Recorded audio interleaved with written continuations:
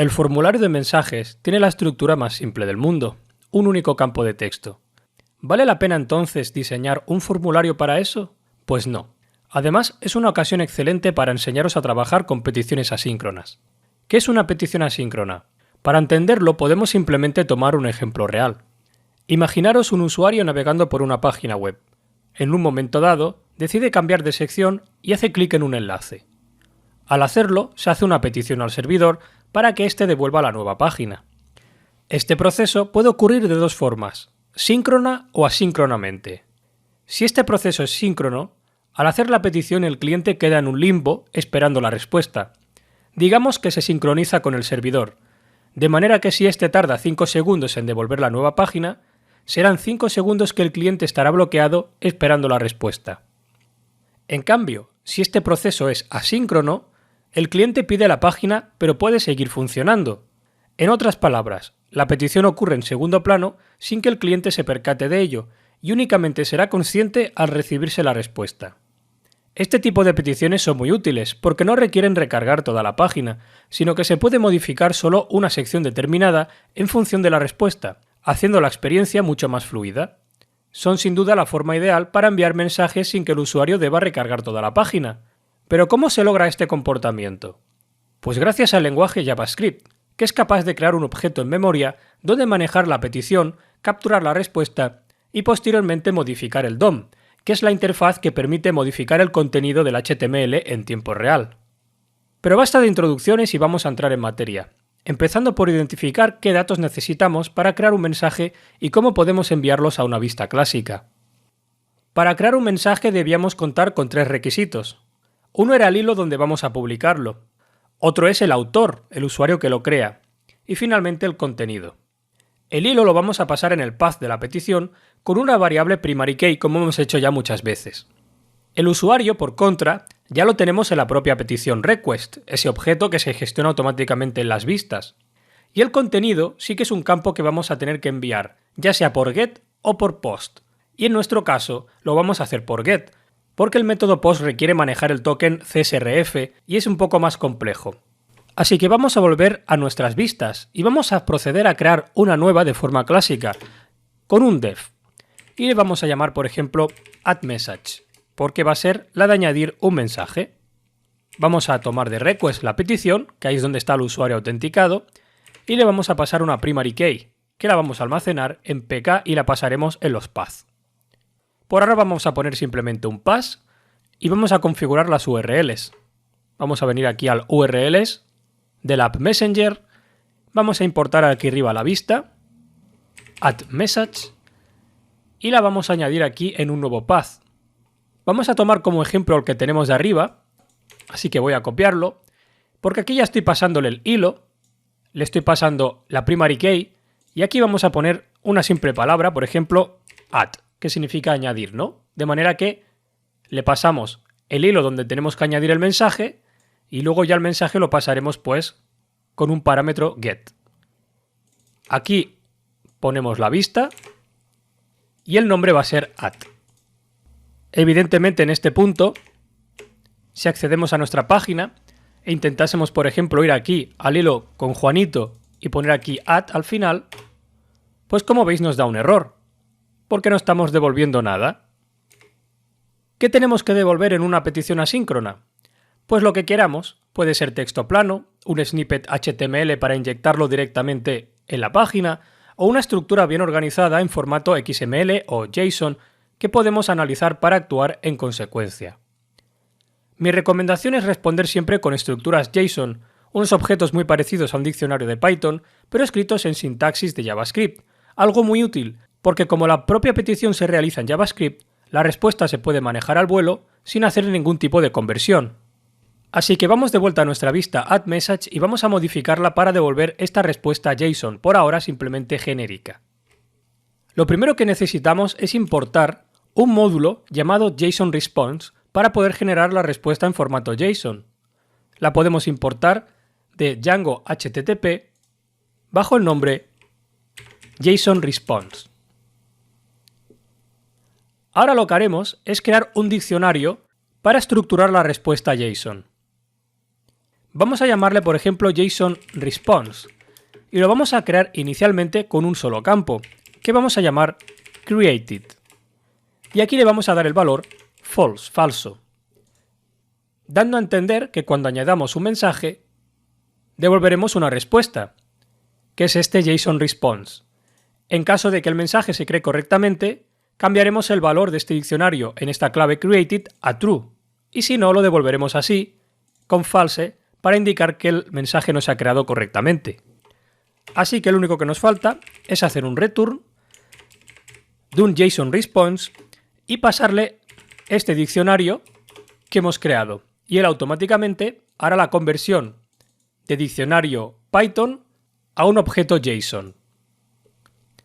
Si en este punto guardamos, volvemos a nuestra página y presionamos F5, es nuestro diccionario. Sin embargo, fijaros bien en el resultado, pues se trata de un objeto JSON y no un diccionario Python. Es prácticamente igual, pero donde está el false, la F es en minúscula, y en Python era en mayúscula. Sale así porque en JavaScript el booleano false se escribe de esta manera. Lo bueno es que esto de aquí es un objeto reconocible mediante JavaScript, por lo que podemos empezar a desarrollar la parte del formulario y luego ya volveremos a la vista cuando estemos capturando este valor correctamente. Así que vamos a hacer un experimento. Vamos a volver aquí a lo que sería el hilo y vamos a añadir un botón aquí abajo para ver si somos capaces de capturar mediante JavaScript el resultado de esta petición asíncrona que vamos a realizar y mostrar un mensaje con JavaScript por aquí en medio para hacer como de debug. Para ello vamos a volver a nuestro código y vamos a ir al template del hilo, que es el thread detail. Y abajo del todo, justo donde tenemos el comentario, aquí crearemos el formulario, pues vamos a añadir un código. Vamos a crear un botón de esta forma y le vamos a asignar una ID que utilizaremos para añadirle mediante JavaScript una acción. Le vamos a llamar, por ejemplo, test button o como vosotros queráis llamarle, y le voy a poner aquí petición asíncrona de prueba. Si volvemos a la página, actualizamos, pues aquí tenemos el botón. Y ahora el objetivo es que presionemos aquí y ocurra esa petición en segundo plano y mostrar aquí en pantalla el resultado, este de aquí, como si nosotros accediéramos por arriba. Pero veis, esto sería síncrono y nosotros lo vamos a hacer asíncrono sin tener que salir de esta página. Así que vamos a escribir un poco de JavaScript. ¿Cómo vamos a hacerlo? Pues por ejemplo, justo después del botón, vamos a añadir un script de JavaScript, así en un tag script. Lo primero será recuperar este botón, al que hemos llamado testButton, así que voy a crear una variable para recuperarlo ahí. Y para recuperarlo vamos a hacer referencia del documento HTML con el método getElementById, y aquí le pasaremos el identificador testButton de esta forma. Cerramos con punto y coma al final, y aquí tenemos recuperado el botón. Entonces, ¿qué podemos hacer ahora? Pues podemos añadirle un evento, porque en JavaScript casi todo se maneja con eventos. Así que, a partir de un componente, nosotros podemos añadir, por ejemplo, con un puntito, haciendo referencia a su método addEventListener, y configurar el evento click de esta forma. Y lo que haremos será pasarle un segundo argumento, que será una función, que la abrimos así con dos paréntesis y luego unas llaves, hacemos un salto de línea y ya nos quedará esta estructura, que es muy común en JavaScript, donde vamos a añadir un evento de click a nuestro botón y ejecutaremos una función cuando se presione el botón. Y aquí vamos a hacer la magia, pues tenemos que realizar la petición asíncrona. Entonces, dado que hoy en día casi todos los navegadores implementan las funciones del ECMAScript 6, que son una serie de estándares pues para la web, pues podemos hacer peticiones asíncronas sin necesidad de hacer malabarismos ni utilizar librerías como jQuery. Solo debemos utilizar una función llamada fetch, esta de aquí, la cual tiene que recibir una URL. Pero claro, ¿qué URL? Pues una dirección que vamos a definir justo encima, por ejemplo con una variable constante que no puede cambiar, y que vamos a generar nosotros a partir de un template tag con URL, messenger, add, y aquí le pasaríamos un thread primary key que lo tenemos almacenado a nivel de página dentro del template. Por tanto, lo que estaríamos haciendo aquí, si nosotros guardamos, volvemos a la página, presionamos F5 y miramos el código, bajamos un poco, pues como veréis, lo que se está definiendo aquí en la URL es una petición ni más ni menos que al propio thread número 1 y al add, que es como si fuéramos manualmente pues aquí. Con esto tendríamos la petición al presionar el botón, pero una petición sola no sirve para nada. Quiero decir, si nosotros ejecutásemos esto, como veis no ocurre nada. Si hiciéramos clic derecho inspeccionar, y tenemos aquí el depurador, que lo voy a poner en la parte derecha, y vamos aquí a Network, pues podremos ver las peticiones que ocurren en tiempo real. Si yo presiono aquí, como veréis, se crea una petición de tipo add que nos lleva a la página y nos devuelve pues aquí el contenido. Como podéis ver, nos está mostrando lo que teníamos antes, pero esto nosotros no lo estamos procesando, ni estamos haciendo que nuestro JavaScript actúe en consecuencia. Así que lo primero será tomar esta respuesta que está ocurriendo en segundo plano y almacenarla en algún sitio. Y para ello vamos a anidar al método fetch otro método llamado then, que significa y luego. ¿Y luego qué haremos? Pues luego capturaremos una respuesta, una response, y la transformaremos de esta forma a tipo JSON. Y lo haremos siguiendo esta lógica. Simplemente pondríamos el nombre de una variable donde queremos capturar la respuesta, puede ser response o la que queráis, y con una flechita de esta forma, en JavaScript le indicaremos que lo transforme a código JSON. Entonces, con esto tendríamos la respuesta capturada en formato JSON y podríamos hacer otro then de esta forma y aquí pasarle ya una función, function, y entre paréntesis procesar los datos a los que podemos acceder definiendo aquí una variable. En mi caso yo le pongo data. Abro las llaves, presiono salto de línea, como veis ya volvemos a tener aquí la estructura de siempre, definiendo una función como teníamos aquí, pero a un nivel más interno.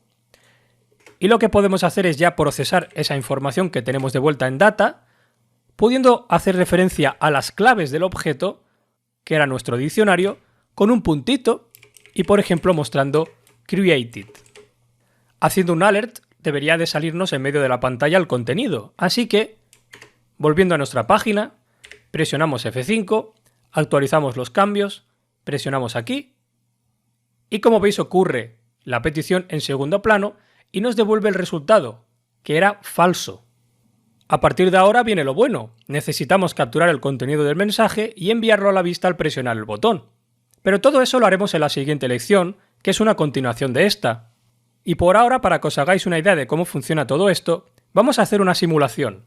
Vamos a volver a nuestra vista, aquí en Views, y dentro de nuestra función addMessage, justo arriba del todo, vamos a hacer un print request get, que mostrará todos los parámetros que se envían por get.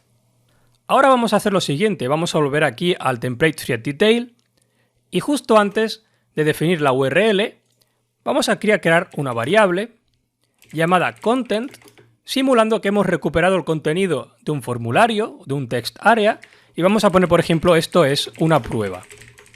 De esta forma. Y ahora vamos a concatenar a la URL este parámetro get que hemos creado, sumándole a la URL, justo al final, otra cadena, con un interrogante y el nombre de la variable y un igual, y esto ya será una variable de tipo get, y aquí al final le sumaríamos el content que hemos definido aquí arriba en nuestra variable. De manera que ahora, guardando, volviendo a nuestra página, actualizando obviamente con F5, voy a limpiar el contenido aquí del inspector y voy a hacer clic aquí en petición asíncrona. Al hacerlo, pues me devuelve false, no podía ser de otra manera, pero fijaros en esta ocasión cómo me ha hecho la petición. Me ha hecho la petición a content y aquí la cabecera puedo verlo mejor. Content igual, esto es una prueba, me ha ido añadiendo aquí pues como una codificación con los espacios y me ha enviado el mensaje de prueba que yo he definido en JavaScript. Y lo interesante es que si volvemos a nuestro servidor y miramos aquí abajo el debug, como veis aquí estamos mostrando en el momento que se llama la vista, pues el contenido del diccionario de get, y nos muestra aquí que hay una variable llamada content que contiene pues esto es una prueba. Bueno, pues como os decía, en la siguiente lección crearemos un text area y en lugar de poner estos datos de prueba, los vamos a recuperar de ese text area y los enviaremos a nuestra vista.